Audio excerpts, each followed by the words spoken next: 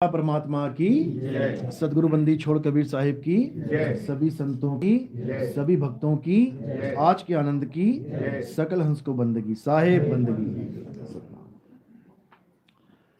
तो परमात्मा की अपार कृपा आज इस क्षेत्र में हुई है। मालिक की अपार कृपा होती है तो कहीं पर भी मूल ज्ञान का प्रचार प्रसार होता है, और उस प्रचार में जो भी भगत आते हैं बहुत बड़े भाग होते हैं उन जीवों के जो अपने पूरे जीवन में एक बार भी सत्संग को सुन पाते हैं। क्योंकि सत्संग तो वो सारी उम्र से सुन ही रहे होते हैं, कोई ना कोई गुरुजी, कोई ना कोई महात्मा, कोई ना कोई संत कुछ ना कुछ बता ही रहा होता है। लेकिन जो असली चीज है वो समझ में आए, वो सुनाई दे, ये बहुत बड़े भागों वाली बात होती है।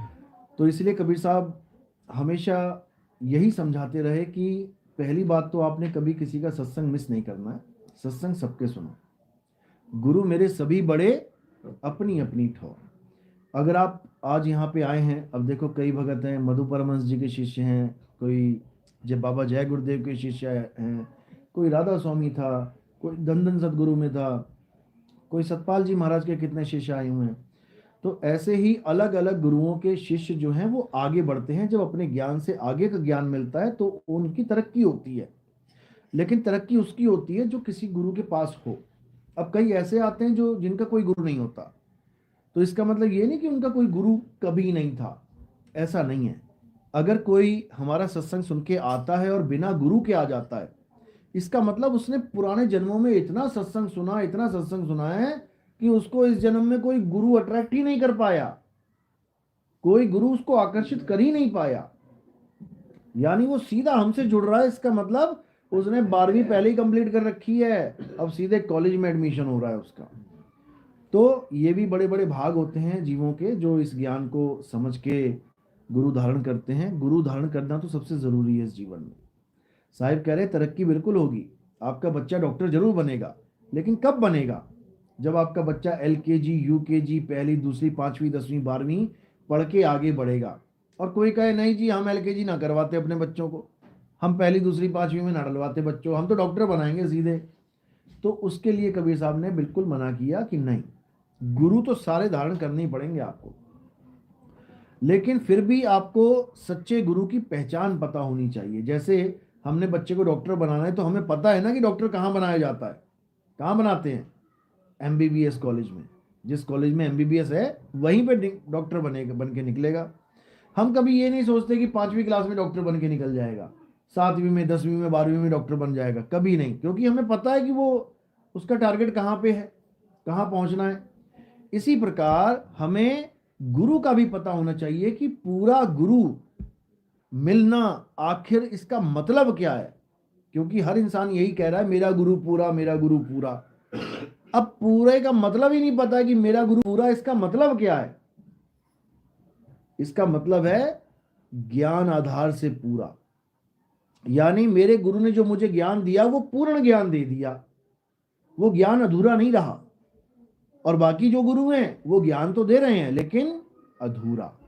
अधूरे ज्ञान और पूरे ज्ञान में जिस दिन फर्क समझ में आ जाएगा उस दिन सारी कहानी समझ में आ जाएगी कि अधूरा क्या होता है, पूरा क्या होता है।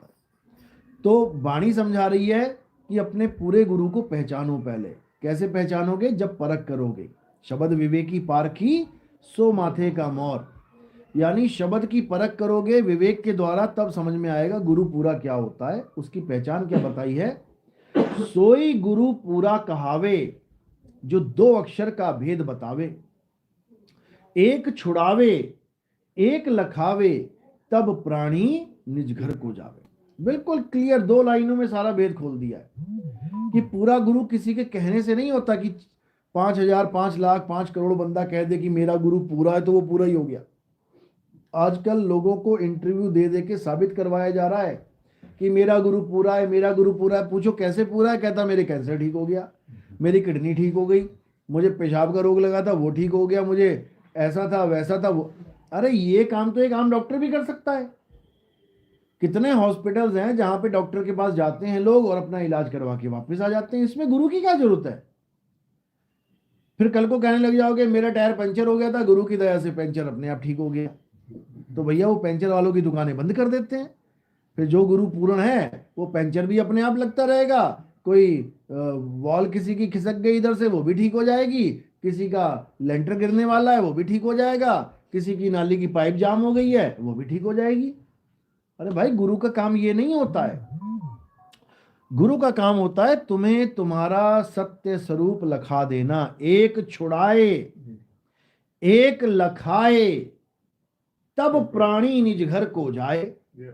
इतनी सी बात है, लेकिन समझने में पूरा जीवन लग जाता है। अब एक छुड़ाए में क्या छुड़ाना है? जो बाकी गुरु पकड़ा रहे हैं वो छुड़ाए। क्या पकड़ा रहे हैं? कोई जाप पकड़ा रहा है, कोई अजपा जाप पकड़ा रहा है, कोई अनहदनाद पकड़ा रहा है, इसी को छुड़वाना है। कोई कह रहा है सांसों में जाप जपो सोहंग सोहंग, कोई कह रहा कोहंग कोहंग, कोई कह रहा ओहंग ओहंग, कोई कह रहा सतगुरु सतनाम सतगुरु सतनाम। ये सांसों के जाप में सबको फंसा दिया। और साहिब कह रहे हैं जाप मरे अजप्पा मरे। हटा दिया साहिब ने वहां से। जो मंत्रों में फंसा रहे हैं, जपो बेटा राधे राधे राधे राधे राधे, राम राम राम राम, अल्लाह अल्लाह अल्लाह, वाहिगुरु वाहिगुरु, ये सारे अक्षर हैं। ये 52 अक्षर है, जीव का खेल है सारा। वो गुरु इस जीव के द्वारा दुकान सजा के बैठा है अपनी। 52 अक्षरों की दुकान है, आओ 52 अक्षर लेके घर चले जाओ। और कैसे दे पा रहा है? क्योंकि ये जीव है। जिस दिन जीव कट गई उस दिन दुकान खत्म, खेल खत्म हो गया। अब वो ना राम बोल पाए, ना श्याम बोल पाए, ना हनुमान बोल पाए, ना अल्लाह बोल पाए, ना वाहिगुरु बोल पाए। यानी जाप वाला खेल खत्म। क्यों? ये सारे नाम इस जीव के आधार से बोले जा रहे थे। तो साहिब ने कहा 52 अक्षर जीव आधारा और आदि अक्षर जीभ्या से न्यारा। वहां पर जीव का कोई खेल ही नहीं है। वाही को सत सिमरण कहिए। और ये क्या है? असत सिमरण। ये नकली माल है, वो असली माल है। जो 52 से परे है वो असली चीज है, और जो 52 में है वो नकली है। वाही को सत सिमरण कहिए और सिमर सिमर नर उतरो पारा। यानी अब उसका सिमरण करना है जो 52 में नहीं आता। और 52 में कौन नहीं आता? तुम्हारा आत्म स्वरूप। ये 52 में नहीं आता, बाकी सब 52 में आता है। और जो गुरु 52 में उलझा देता है उसी को काल का दूत बोला है कबीर साहब ने।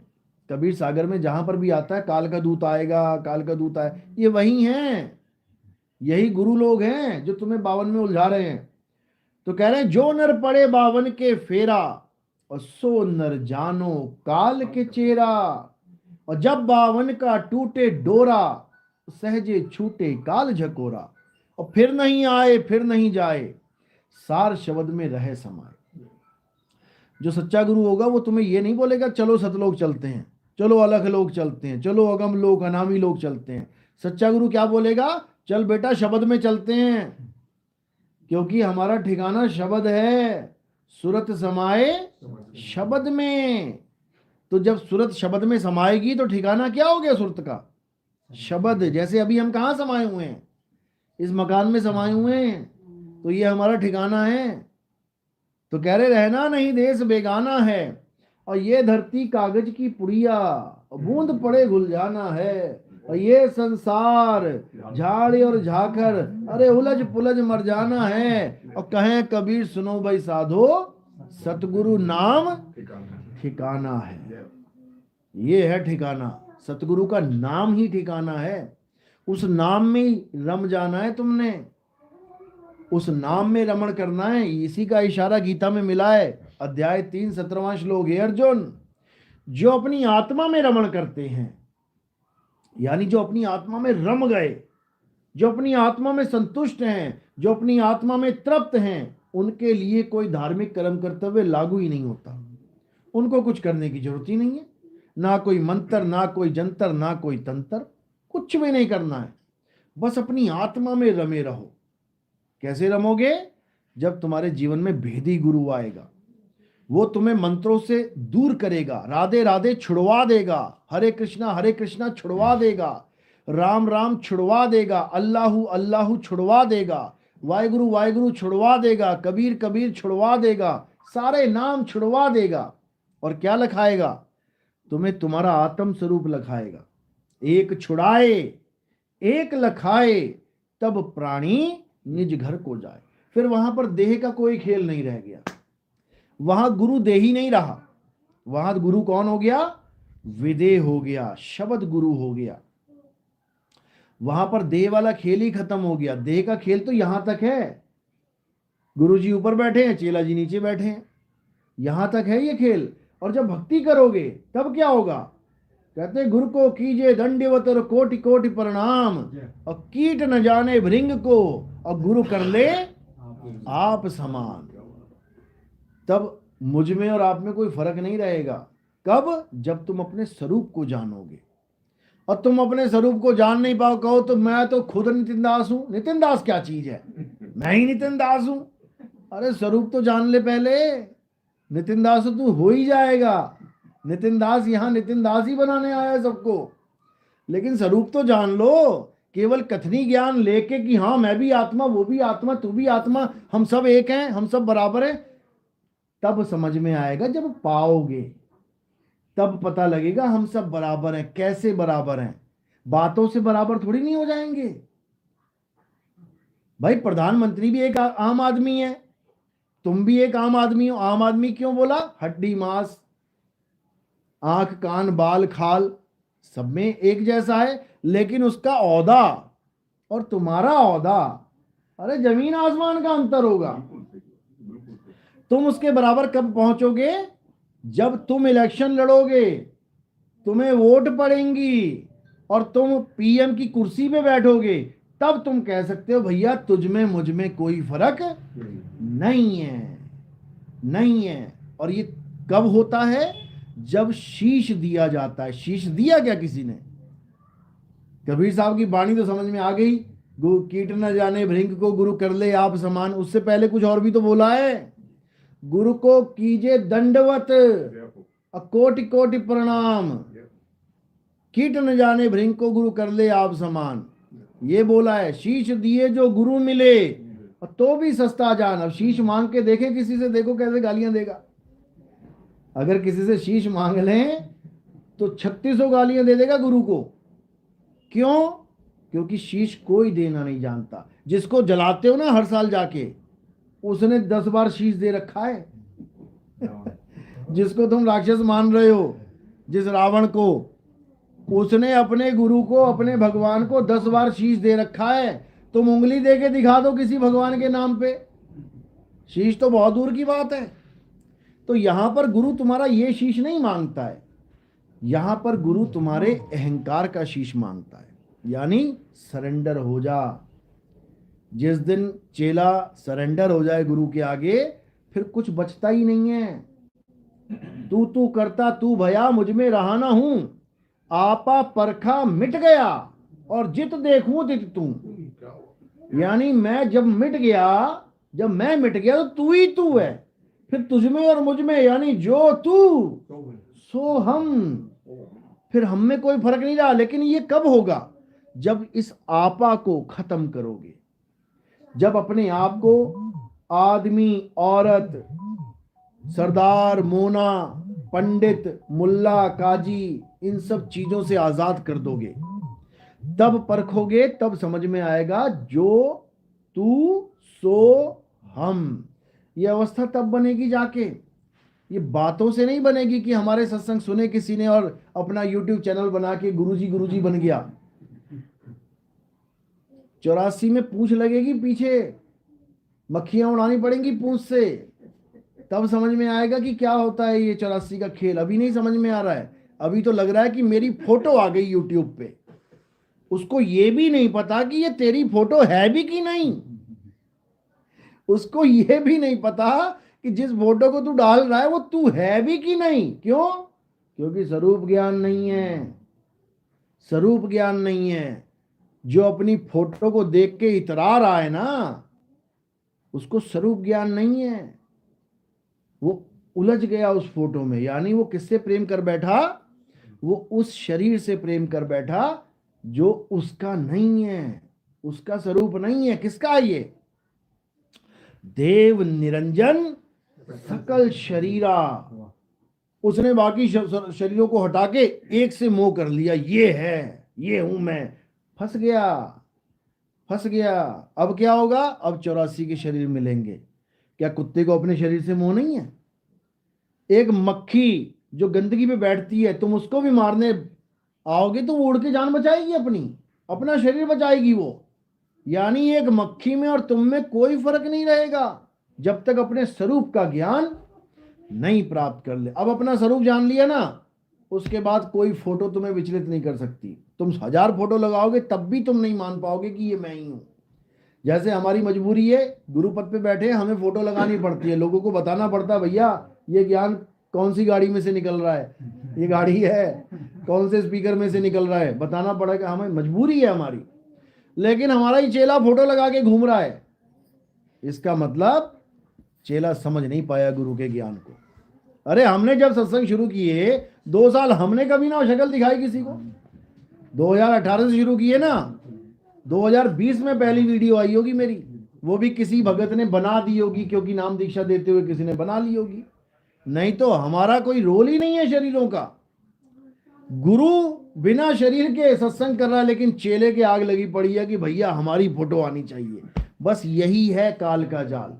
मछली फंस गई है कांटे में, और कांटा कोई और नहीं, अपना ही चेहरा सबसे बड़ा कांटा है। जब शीशे में कुत्ता भौंकता है, किसका चेहरा देख के भौंकता है? उसकी मौत का कारण उसका अपना चेहरा बन जाता है। समझ लो, किसी और का चेहरा नहीं उसको मारेगा, वो अपना ही चेहरा देख देख के मर जाता है, भौंक भौंक के। तो जो भी बंदा अपनी वीडियो अपनी फोटो डाल के और सोच रहा है मैं तो बड़ा स्मार्ट दिख रहा हूं ऐसे वैसे, बेटा तू गया 84 में, भूल जा, अब निकलेगा तू। क्योंकि अभी भी नहीं निकल पाया अगर स्वरूप ज्ञान का सत्संग सुन के, तो भूल जा कि निकल जाएगा। समझ लो। इसीलिए साहिब ने कहा ना कि जैसे स्वान कांच मंदिर में, अरे भरमते भूख मरे हो, और कहे कबीर और नलनी के सुगना तोहे कौन पकड़े हो। कि अगर तुझे स्वरूप ज्ञान हो गया तो तुझे अपना शरीर भी नहीं रोक पाएगा, ये भी खत्म हो रहा होगा और तू इसको छोड़ के निकलने की तैयारी कर रहा होगा। नहीं तो सबसे बड़ा कांटा यही है, जीव को फंसाने का सबसे बड़ा कांटा अपना ही शरीर है। और इसके बाद जो तुम्हारी माँ बाप बच्चे परिवार, ये अलग अलग कांटे लगे हुए हैं। ये इसलिए लगे हैं, इससे तो निकलना नामुमकिन है बिना गुरु के। लेकिन अगर कोई इससे निकलने की भी कोशिश करे तो और लगा रखे हैं, माँ बाप भाई बहन। बंदा जा रहा है घर बार छोड़ के, मैं चला जाऊंगा, छोड़ दूंगा घर। किसी ने कहा तेरी माँ बीमार है, मरने वाली है, चलो भागा जा रहा है। माँ का मोह, बच्चों का मोह, समझ रहे हो, यही कांटे हैं। लेकिन जीव को समझ में नहीं आ रहा है और फंसता चला जा रहा है। तो कबीर साहब ने क्या बोला, ठीक है एक परिवार होना चाहिए, क्यों? क्योंकि उससे तुम्हारा जीवन थोड़ा सा इजी हो जाता है। तुम्हारे कपड़े धोने के लिए तुम्हारे पास टाइम नहीं है, बाहर काम कर रहे हो, तो क्या करते हैं, शादी कर लेते हैं, आएगी कपड़े धोती रहेगी, खाना खिलाएगी बनाएगी, यानी तुम्हारा जीवन थोड़ा सा आसान हो गया। माँ बाप भाई बहन सारे परिवार में, एक बंदा बीमार हो गया, 2 बीमार हो गए, बाकी थोड़ा हेल्प कर रहे हैं। इससे ज्यादा और कुछ नहीं है। कोई ये मत सोच लेना कि ये मेरी माँ ही है, ये बच्चे मेरे भाई ही हैं, ये मेरी नानी ही है। कोई किसी का भाई नानी मामी कुछ नहीं है, ये सब मालिक के जीव हैं अपने अपने कर्मों के अनुसार। कोई एक परिवार में आ गया, कोई पड़ोस में आ गया परेशान करने के लिए, तुमने परेशान किया था, आ गया पड़ोस में, करता हूं बेटा ठीक तुझे, तो सारा हिसाब किताब अपना पूरा करेगा और उसके बाद निकल लेगा। सेम यही बेटे और बाप का खेल है, एक लेवा एक देवा दूतम, और कोई किसी का पिता ना पूतम। अखबार देख लो, टीवी में देख लो, मोबाइल पे लिख लो कि पिता ने पुत्र का कत्ल किया, तुम्हारे सामने 36 स्टोरियां आ जाएंगी। तुम एक बार यूट्यूब पे लिख दो पुत्र ने पिता का कत्ल किया, फिर देखो तुम्हारे पास लाइन लग जाएगी। तो भैया फिर रिश्ता कहाँ है, कौन सा रिश्ता, कैसा रिश्ता? ये तो कातिल है एक दूसरे के, ये तो कातिल हैं, ये पिता पुत्र कहाँ हैं? लेकिन ये सब होता है केवल माया के कारण। सारे नहीं मार रहे हैं, माया का खेल है, पिछले जन्मों का खेल है, कब किसने क्या किया है। क्योंकि हम तो इस जन्म को देख रहे हैं ना, कोई महात्मा है, कोई साधु है, हम तो इस जन्म में देख रहे हैं ना, बचपन से साधु है जी, बहुत बचपन से महात्मा है, पिछले जन्मों में क्या करके आया है तुम सोच भी नहीं सकते। जा रहा है सत्संग में, ट्रक आया, दोनों पैर कुचल गया। अब तुम कह रहे हो यार सारी उम्र हो गई इसको, ये साधु बाबा को भक्ति करते हुए, अरे यार बड़ी दुर्गति होगी इसकी, तो इसके तो दोनों पैर कट गए। क्यों? क्योंकि तुम्हारी बुद्धि केवल इस जन्म तक चल रही है, तुम केवल इस जन्म को देख रहे हो, लेकिन जो प्रकृति है वो जन्मों जन्मों का हिसाब लेके बैठी है। वो देख रही है कि ये पिछले जन्म में क्या था, ये एक राजा था, क्या किया इसने, एक आदमी आया और उसको गलत फैसला करवा के उसके दोनों पैर कटवा दिए। अब बेटा पैर कटवाए हैं तो फिर कटेंगे, बस यही प्रकृति का नियम है, जो करोगे सो भरोगे, समझ लो। और सबसे बड़ी दुविधा यह है कि हमारे धर्म में जितने भी देवी देवता या जितनी भी हम कहानियां सुनते हैं, कोई महाभारत की, कोई रामायण की, ये सब के सब श्रापित हैं, ये श्रापित हैं, श्राप खा खा के आके स्टोरियां बना के गए हैं यहाँ पे। जितने भी तुम देखोगे किसी ना किसी को श्राप जरूर लगा हुआ होगा। आप देखो, खोजो, अगर राम जी का भी जन्म हो रहा है तो श्राप के कारण, सीता जी का जन्म हो रहा है, वनवास हो रहा है, श्राप के कारण, कृष्ण जी के पैर में तीर लग रहा है, श्राप के कारण, भीष्म पितामह को इतने कष्ट झेलने पड़ रहे हैं, श्राप के कारण। अब भीष्म पितामह की स्टोरी सुन लो, लोग कहते हैं भीष्म पितामह बहुत बढ़िया, ऐसे वैसे। अगर उसकी पुराने जन्म की स्टोरी सुनोगे तो बहुत बड़ा धूर्त था वो। धूर्त क्यों बोला है? धूर्त का मतलब होता है जो ये सोचता है कि बेटा हम तो डूबेंगे, सनम तुम्हें भी ले डूबेंगे, समझे? वो ऐसा इंसान था। क्या स्टोरी है उसकी, समझ लो। भीष्म पितामह बहुत भक्ति करी इसने पुरानी जन्मों में, तो इसको क्या औदा, जैसे हम भक्ति करते हैं तो इंद्र का औदा मिल जाता है, इंद्र आगे भक्ति करता है तो महा इंद्र का, ऐसे जितेंद्र गजेंद्र का औदे मिलते हैं। ऐसे ही 8 वसु थे, 8 वसुओं की कहानी पढ़ोगे तो वो भीष्म पितामह भी उसमें है और वो मेन लीडर था। 8 वसुओं में भीष्म पितामह मेन लीडर था। तो क्या हुआ, अपनी 8 वसु घूम रहे थे अपनी बीवियों के साथ। अब जैसे हमारे गांव में कोई आ जाए घूमता हुआ और उसे हमारी कोई मुर्गी या कोई बकरी या कोई भैंस या कोई गाय पसंद आ जाए और वो उसको हमसे बिना पूछे चोरी करके ले जाए, तो हम क्या करेंगे? क्या होगा? गांव में हल्ला मच जा, अरे चोर आ गए, मेरी गाय ले गया चोरी करके, मेरी बकरी ले गया, मुर्गी, पकड़ो मारो इसको। बस वही वाला हाल भीष्म पितामह का था। अच्छे खासे घूम रहे थे, 8 आदमी, 8 वसु, 8 उनकी बीवियां। भीष्म पितामह की जो घरवाली थी उसने ये जिद कर दी कि मुझे ये गाय चाहिए। घूम रहे थे, बड़ी सुंदर गाय थी वहां पे, वशिष्ठ ऋषि की गाय थी। कहती मुझे ये गाय चाहिए। अब उसने तो कह दिया मुझे ये गाय चाहिए, जैसे कोई हमारी घरवाली है, किसी की घरवाली है, उसने कह दिया मुझे ये चीज चाहिए, तो चलो वो तो एक स्त्री है, मन थोड़ा चंचल होता है, कोई चीज देख के एकदम भावुक हो जाती है, मुझे चाहिए चाहिए। जैसे सोने का मृग देख के सीता जी ने कह दिया मुझे ये चाहिए, समझ में आ रहा है? ऐसे ही चलो, उस मृग का तो कोई स्वामी नहीं था, वरना राम जी पहले वहां परमिशन लेते, मर्यादा पुरुषोत्तम थे, ऐसे लेके नहीं आते। जंगली मृग था तो पीछे चले गए, लेकिन वो तो गाय बंधी हुई है। वहां पर उस गाय के मालिक से पूछना हक बनता है कि महाराज ये आपकी जो गाय है मेरी पत्नी को बहुत प्रिय है, आप मुझे बताओ कि ये मैं कैसे प्राप्त कर सकता हूं, कितनी कीमत दूं इसकी मैं। ऐसा कुछ नहीं किया। क्या कर दिया? बाकी के जो 7 वसु थे उनको भी साथ में ले लिया, क्योंकि ये कहते हैं ना धूर्त आदमी क्या करता है, जब कोई कांड करने वाला होता है ना तो 2 4 5 को और साथ में ले लेता है कि मैं अकेला क्यों मरूं, ये भी मरेंगे। अपना ग्रुप बड़ा बनाने के चक्कर में ताकि जब सजा मिलेगी तो सब एक साथ डंडे खाएंगे। ऐसे ही शरारती बच्चे भी होते हैं। आप देखोगे क्लास में, स्कूल में क्या होता है, एक शरारती बच्चा क्या करता है, उसको पता है मैं तो पढ़ने के लिए आया ही नहीं हूं, मैं तो शैतान हूं एक नंबर का, वो दूसरों को भी शैतान बनाने लग जाता है। अरे टीचर से क्या डरना, टीचर क्या कर लेगा, मारेंगे टीचर को पकड़ के, अरे टीचर क्या होता है, तो अपनी गैंग बनाना शुरू कर देता है। ऐसे ही भीष्म पितामह ने क्या किया, उन 7 लोगों को भ्रमित कर दिया। ये भ्रमित करते हैं ये लोग, उनका माइंड वॉश कर दिया, चोर बना दिया उनको। चोरी की भीष्म पितामह ने उस गाय की, और बाकी 7 को भी ले लिया साथ में। अब 8 चोरी करके लेके चले गए। अब क्या हुआ, अब जब वशिष्ठ जी को पता लगा कि मेरी गाय चोरी कर ली इन लोगों ने, ये तो चोर हैं एक नंबर के इन्होंने श्राप दे दिया कि जाओ बेटा, बहुत ऐश कर ली स्वर्ग में, अब सड़ो जाके मृत्यु लोक में और महाकष्ट पाओ।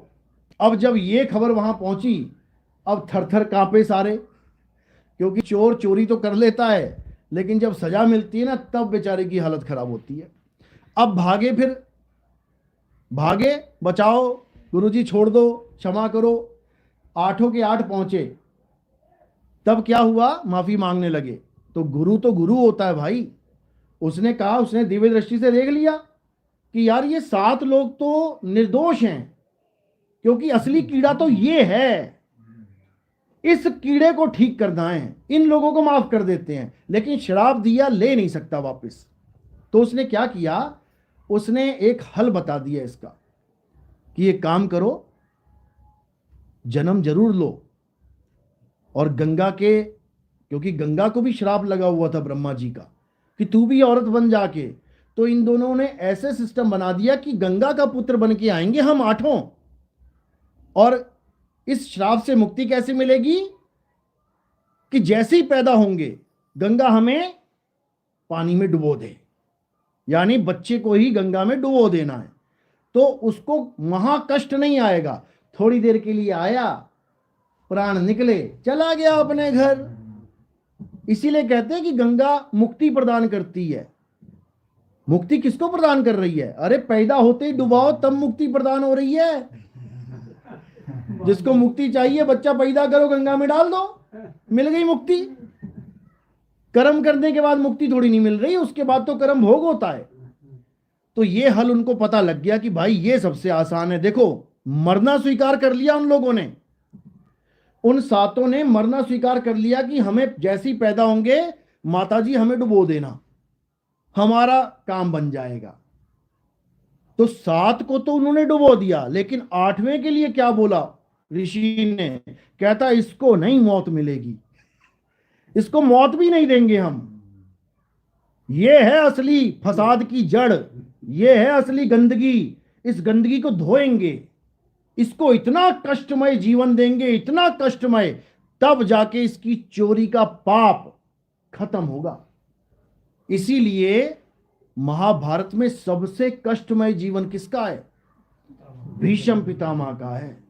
ना बीवी का सुख, ना राज का सुख, राजा होते हुए बाप राजा है, बेटे को राज ही नहीं मिल रहा, सुंदर सुडौल शरीर है, सब कुछ है, घरवाली नहीं मिल रही, उसके बाद इच्छा मृत्यु भी मिली तो मौत नहीं मिल रही, ऐसा मारा कि मौत भी नहीं हो रही है। इतना खतरनाक इसने जघन्य अपराध किया था।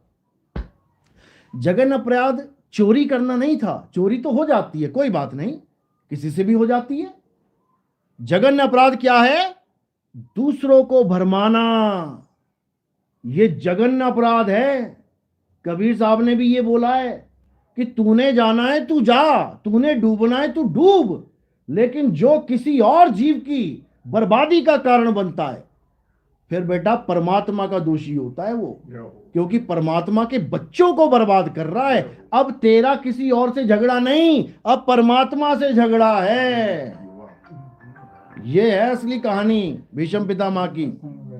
तो क्या हुआ, 7 बच्चे तो, क्योंकि शांतनु के साथ जो हुआ, शादी हुई, तो गंगा माता ने क्या बोला कि मैं जो कुछ भी करूंगी तुम बस देखते रहना, तुम टोकना मत। जिस दिन तुमने मुझे टोक दिया मैं छोड़ के चली जाऊंगी तुम्हें। तो शादी हो गई जी। अब क्या हुआ, पहला बच्चा हुआ, जाके गंगा डाल रही है उसको पानी में, वो देख रहा है पीछे से, अरे भाई ये क्या है, पहला बच्चा गया पानी में, दूसरा बच्चा पैदा हुआ वो भी गया पानी में, तीसरा बच्चा वो भी गया पानी में, 7 बच्चे पानी में जब चले गए तब पिता से रहा नहीं गया। अब ऐसा नहीं है कि वो 8वां बड़ा प्यारा है और पहला प्यारा नहीं था, ये उसकी करनी का फल भुगतान करवाना था। तो काल भगवान ने क्या किया, शांतनु के अंदर खलबली मचा दी, इसको रोक, क्यों, ये असली दोषी है, इसको सजा मिलेगी। तब उसने जाके गंगा के आगे खड़ा हो गया, कहता भाई ये क्या कर रही है तू, 7 बच्चे डुबो दिए मेरे, इसको नहीं डुबोने दूंगा मैं, बता क्यों डुबो रही है।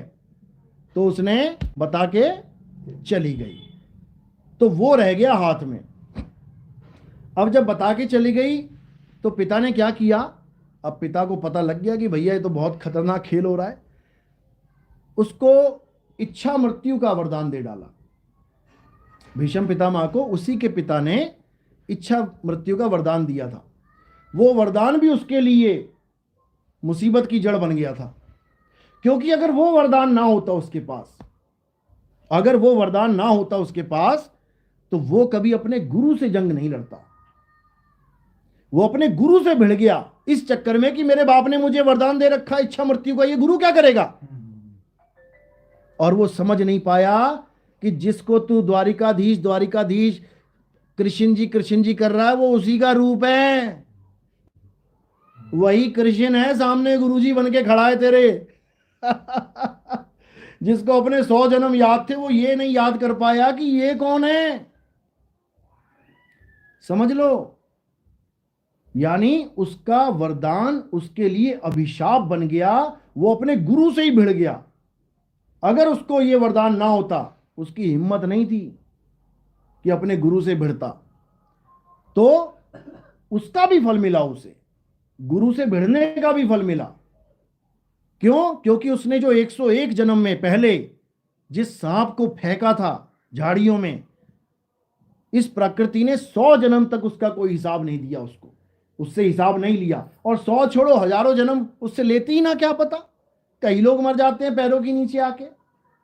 लेकिन जब उसने गुरु से पंगा ले लिया और गुरु को हराने के लिए अपने वरदान का गलत यूज करने लग गया, तब उसका हिसाब किताब चालू हो गया, तब उसका हिसाब किताब चालू। अब उससे जो गलतियों से भी गलतियां हुई थी, अब उसका हिसाब देना पड़ा। अब उस सांप का हिसाब ऐसा देना पड़ा कि मार मार के छेद कर दिए उसके, मौत को तरसता रहा कि मौत आ जाए, मौत भी नहीं आएगी। वरदान मिला हुआ है कि जब तक तू खुद नहीं चाहेगा, यानी तू ही अपनी मौत का कारण बन, जो तू अहंकार में डूबा है कि मुझे कोई नहीं मार सकता, बेटा तुझसे ही तुझे मरवाएंगे। ये खतरनाक माया है, ये बड़े बड़ों के हवा निकाल देती है, धुरंधर है ये, समझ लो। मेरे पास एक ऐसी गन है, इस गन के सामने कोई नहीं टिक सकता, बेटा इसी गन से तू अपना कत्ल करेगा। और लोग सोच रहे हैं भीष्म पितामह बहुत बड़ी हस्ती है, अरे वो श्रापित है, श्रापित। और सबसे बड़ा श्राप है कि वो दूसरों को भ्रमित करता है, वो दूसरों के कान भरता है, उसका काम ही यही है कि दूसरों को बेवकूफ बनाना और दूसरों को दोजक में पापी बना के खड़ा कर देना, यही उसका काम है।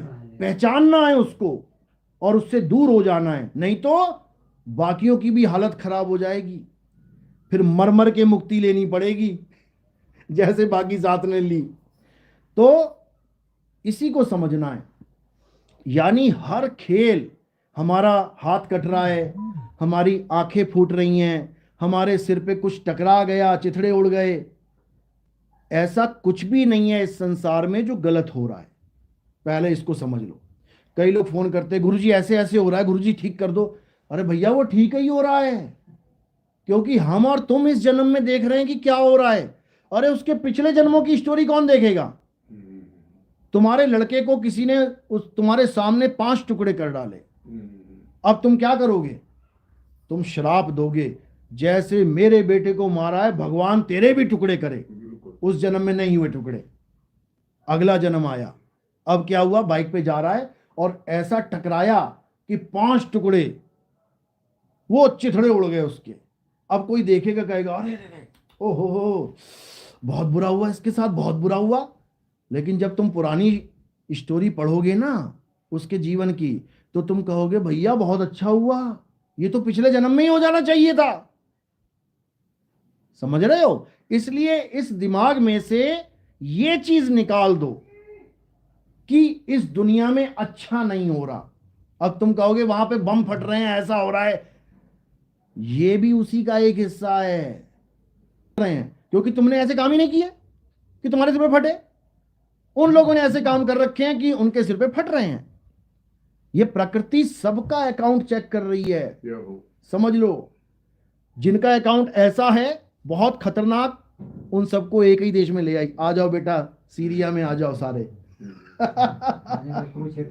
आ जाओ जापान में, आ जाओ हिरोशिमा में, आ जाओ सारे, आ जाओ टोक्यो में, आ जाओ कहीं आ जाओ। उसके बाद जय हो, सब खत्म, खेल खत्म। एक ट्रेन जिसका एक्सीडेंट होने वाला है, सोचो कहां कहां से बुला रही है। भुवनेश्वर वाला है तू भी आ जा, हिमाचल वाला तू भी आ जा, दिल्ली वाला तू भी आ जा, इधर आ जा, सारे ट्रेन में बैठे हैं। और ट्रेन के वो चिथड़े उड़ा देगी कि सबका एक ही बार में कांड हो जाएगा। और ये सारा का सारा सिस्टम क्या है? कर्म का फल। इसलिए हमें कर्म बड़े सोच समझ के करने चाहिए। समझ लो, कर्म उतना करो जितना तुम झेल पाओ। अगर तुमने ओवरलोड कर दिया काम, तो याद रखना उठाना तुम्हें ही पड़ेगा।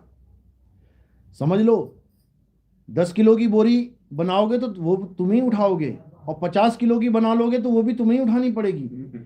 इसलिए अपने हिसाब से कर्म करो ताकि आराम से इस जीवन में भी रहे। सबसे बड़ी बात क्या है कि किसी का भी कोई भी गुरु है, कबीर साहब ने मर्यादा बताई है कि कभी भी तुमने ज्ञान को आधार बना शब्द प्रयोग मत करना, गुरु को कभी गलत मत बोलना। ठीक है, साहब ने बोला एक डाल 2 पंछी बैठे, एक गुरु एक चेला, और गुरु की करनी गुरु भरेगा, चेले की करनी चेला, और तू उड़ जा हंस अकेला। इसमें उन्होंने यही समझाया है कि तू अपनी करनी देख।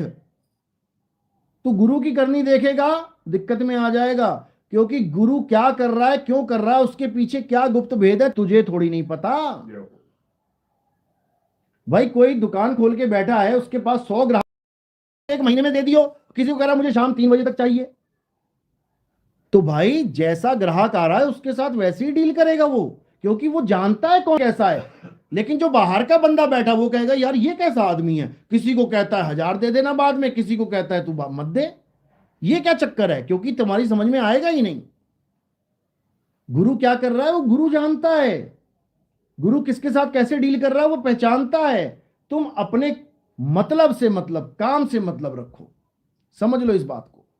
यानी ठीक है यहां सबका हिसाब होगा, चेले का भी गुरु का भी, लेकिन तुम करता मत बनाना, करता कोई और है, हिसाब कोई और करेगा, तुम नहीं करोगे। तो अगर ऐसी कोई दुविधा भी आती है, अगर किसी को गुरु छोड़ना पड़ता है, कोई भी गुरु है, कोई रामपाल जी को छोड़ के आता है मेरे पास, कोई मधु परमहंस जी को छोड़ के आता है, कोई राधा स्वामी को छोड़ के आता है, कोई सतपाल जी को छोड़ के आ रहा है, अगर उन गुरुओं की तुम यहां पे बदनामी करोगे या उनके बारे में अपशब्द बोलोगे, तो भैया यहां आने की जरूरत नहीं है।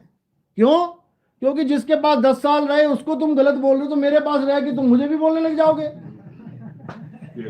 समझो भाई, जो 10 साल तक तुम्हारा गुरु रहा, तुमने उसको नहीं बख्शा, तो तुम 1 साल में मुझे बख्शोगे क्या?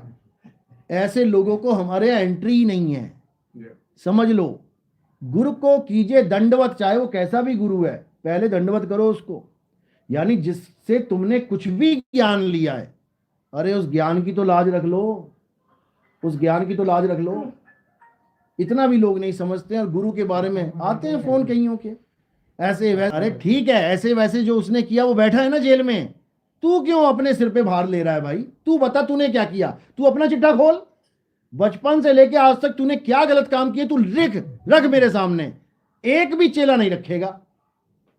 यानी कि तुम तो महामंडलेश्वर से भी बड़े बन गए, तुम तो महायोगियों से भी बड़े, तुमने तो कभी कोई गलत काम किया ही नहीं जीवन में। और चिट्ठा खोलने लग जाए ना तुम्हारा, तुम्हारे गांव जाके पूछने लग जाए, तुम्हारी पूरी जन्म पत्री खोल देंगे 2 मिनट में। कौन क्या करके बैठा है सब पता है, लेकिन अपनी बुराइयां कोई नहीं बताता। दूसरे की बुराइयां दिखाई देती हैं इस इंसान को। और जिसको ये बीमारी लगी है दूसरों की बुराई देखने की, उसका कभी कल्याण नहीं हो सकता। साहिब कह रहे हैं बुरा जो देखन में चला, मुझसे बुरा ना कोई। वो साफ कह रहे हैं कि भैया दूसरे की बुराई मत देख, तू अपना देख, तू कितने पानी में है। तो इसलिए ये बहुत जरूरी है। ठीक है, चलो तो आज का सत्संग यही समाप्त करते हैं। सतनाम सतनाम। और कोई नाम दीक्षा वाले कौन है, हाथ खड़ा करो। प्रथम दीक्षा लेने आए हैं जो, चलो बहुत। कोई दूसरी दीक्षा वाले हैं? ठीक है, कोई बात करो ना। चलो पहले आरती होगी, आरती के बाद नाम दीक्षा होगी। ठीक है, आरती का सामान रेडी करो। बोलिए परमपिता परमात्मा की, सदगुरु बंदी छोड़ कबीर साहिब की, सभी संतों की, सभी भक्तों की, आज के आनंद की, सकल अंश को बंदगी साहिब बंदगी। सतनाम सतनाम। बोलो सतगुरु सिंह साहब महाराज की जय।